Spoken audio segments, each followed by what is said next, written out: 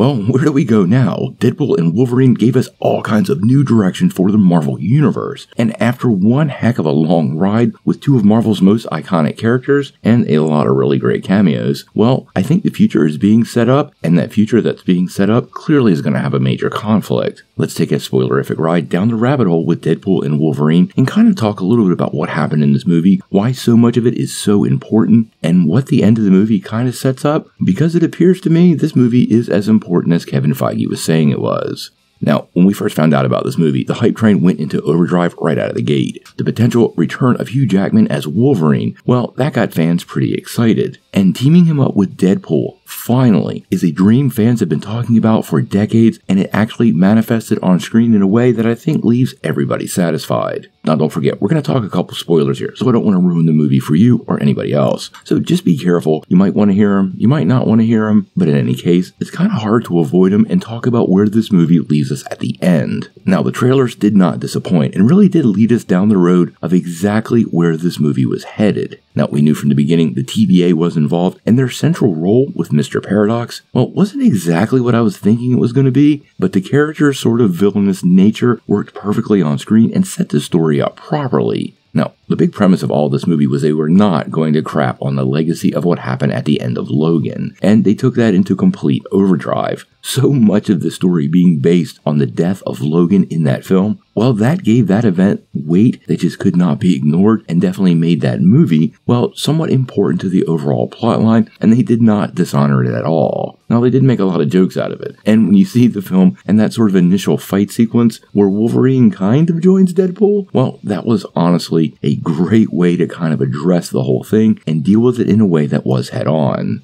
Now, the whole story was clearly about Wade saving his universe, and he needed a Wolverine to do that, and the one he found, well, he was more than a little flawed. Now, seeing Hugh Jackman back in the role was obviously pretty awesome, but this version of Wolverine was definitely as damaged as any other portrayal the actor has brought to life, and he seemed to have really, really good reasons for it. Now, one of the big surprises was all the Wolverine variants we got in that sort of introduction scene, and I'm not going to spoil any of those because there is a huge one, and a really small one, but they made it pretty clear the multiverse was in full effect, and almost anything could happen down the road with all these characters being considered. Now, the thing about the end of the movie, though, and after all the sort of plot lines, battles, cameos, and everything else is resolved, is where it leaves his particular Earth. Now, Wade Wilson resides on Earth 10,005, and, big spoiler, when the movie closes out, well, that Earth has been saved. But I couldn't help but notice what B-15 said. Now, the TVA managing the multiverse that spawned out of the end of Loki, that definitely impacts this movie. But when B-15 made it pretty clear that they had saved this particular timeline, and that's a major plot point we're not going to spoil, but there is a good reason, well, I think that tipped the hand into what's coming next from Marvel.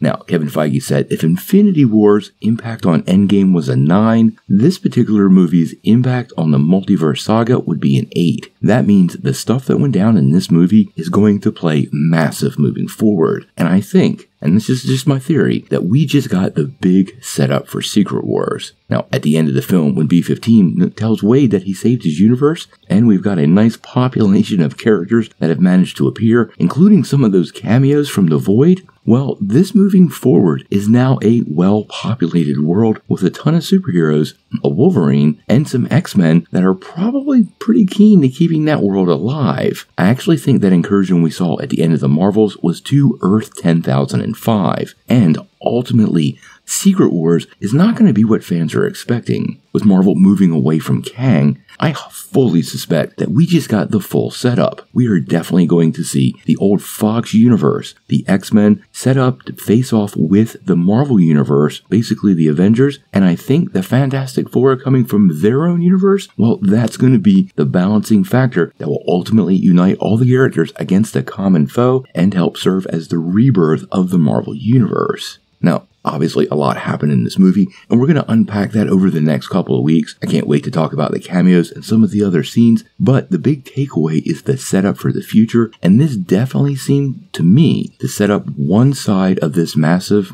well, multiverse secret war. But we're going to have to wait and see.